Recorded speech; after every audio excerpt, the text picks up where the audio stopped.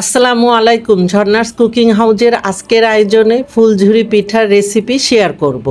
এই পিঠার বেশ কয়েকটি ভালো দিক আছে, যেমন বছরের যে কোনো সময় পিঠাটা বানাতে পারবেন।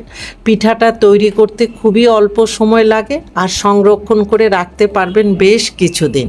ভিডিও ভালো লাগলে লাইক, শেয়ার, কমেন্ট ও সাবস্ক্রাইব করে নিয়মিত আমার চ্যানেলের সাথেই থাকবেন। পিঠা তৈরি করার জন্য একটি মিক্সিং বলে রুম টেম্পারেচারে থাকা একটি ডিম নিয়ে নিচ্ছি। এখন এই ডিমের মধ্যে দিয়ে দিব 6 টেবিল চামচ চিনি। এখানে মিষ্টিটা আপনাদের পছন্দ মতো কম বেশি করতে পারেন।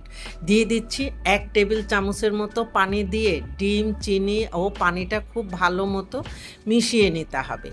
এখানে পানি দেওয়ার কারণ হলো একটু পানি দিয়ে ডিম ও চিনির সাথে মিশিয়ে গোলালে চিনিটা খুব কুইক গলে যাবে।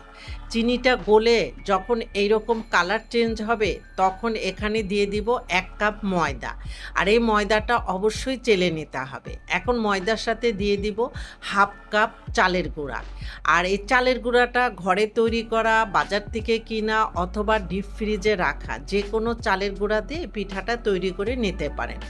এখন এই ডিমের মিশ্রণের সাথে ময়দা ও চালের গুঁড়া আগে একটু ভালো মতো মিশিয়ে নিতে হবে। মিশিয়ে নেওয়ার পরে এখানে আমি গোলাটা তৈরি করার জন্য 3/4 কাপ লিকুইড দুধ নিয়েছি, আর এই দুধটা আমি গরুর দুধ জাল করে ঠান্ডা করে নিয়েছি। এখন এই দুধ দিয়ে চাইলে আপনারা ব্যাটারটা করতে পারেন অথবা শুধু পানি দিয়েও এই ব্যাটারটা তৈরি করে নিতে পারেন। তবে দুধ দিয়ে ব্যাটারটা তৈরি করলে পিঠার টেস্টটা অনেক ভালো আসে। এখন এটা খুবই একটা স্মুথ ব্যাটার তৈরি করে নিতে হবে। দেখেন আমার ব্যাটারটা কিন্তু একদম পারফেক্টভাবে তৈরি হয়ে গিয়েছে, আর এর ঘনত্বটা হবে ঠিক আমরা চিতই পিঠার ব্যাটার যেভাবে তৈরি করি ঠিক ব্যাটারটা ওই রকম হবে, না ঘন না পাতলা। এখন আমার ব্যাটারটা তৈরি করা কমপ্লিট। এবার এই ব্যাটারটাকে ঢাকনা দিয়ে 10 থেকে 15 মিনিটের জন্য রেস্টে রেখে দিব।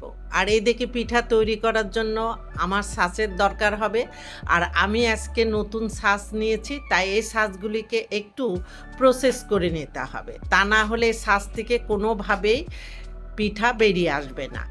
তাই যেদিন পিঠা বানাবেন তার আগের দিন রাতে তেলের মধ্যে ছাঁচটাকে এইভাবে ডুবিয়ে রাখতে হবে। হাতে সময় না থাকলে কয়েক ঘন্টা এই তেলের মধ্যে এই ছাঁচ ডুবিয়ে রাখলে হবে। এই টেকনিকটা ফলো না করলে ছাঁচ থেকে পিঠা ভালো মতো বের হয়ে আসবে না। আর এইদিকে একটি চুলায় আমি এমনভাবে তেল দিয়েছি যাতে ছাঁচ দুটো ডুবে থাকে।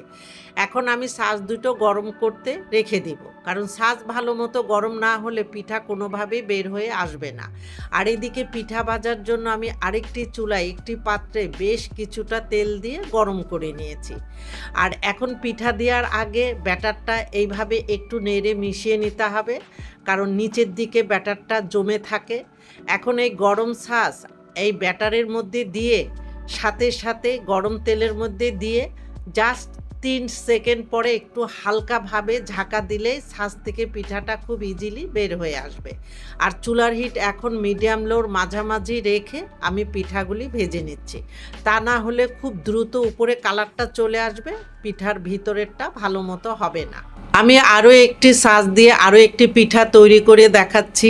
1-2টা পিঠা তৈরি করার পরে ছাঁচটা ব্যাটারে দেওয়ার আগে ব্যাটারটা একটু ভালো মতো নেড়ে মিশিয়ে নেবেন।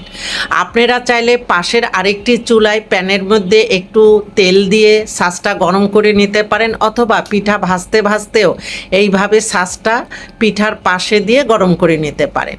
আর এই ছাঁচটা ব্যাটারের মধ্যে কোনোভাবেই পুরাটা ডুবাবেন না, সামান্য একটু ফাঁকা রাখতে হবে, তা না হলে এই ছাঁচ থেকে পিঠাটা বের হয়ে আসবে না। আরও একটি কথা, যে এই পিঠা তৈরি করার ক্ষেত্রে এই ছাঁচটা গরম করা খুবই ইম্পর্টেন্ট। ছাঁচটা যদি ঠিকমতো গরম না হয় পিঠার অবস্থা এই রকম হবে। আমার এই ছাঁচটা ভালো মতো গরম হয়নি, কারণ ছাঁচের মধ্যে ব্যাটারটা ভালো মতো লাগেনি, যার কারণে পিঠাটা এরকম স্যারা বেড়া হয়ে গিয়েছে। এখন আমি এইভাবে সবগুলি পিঠা তৈরি করে নেব। আর কালারটাও দেখেন কত নাইস হয়েছে। পিঠাগুলি আমার সব বানানো হয়ে গিয়েছে। এখন একটি পিঠা ভেঙে আপনাদেরকে শব্দটা শোনাচ্ছি।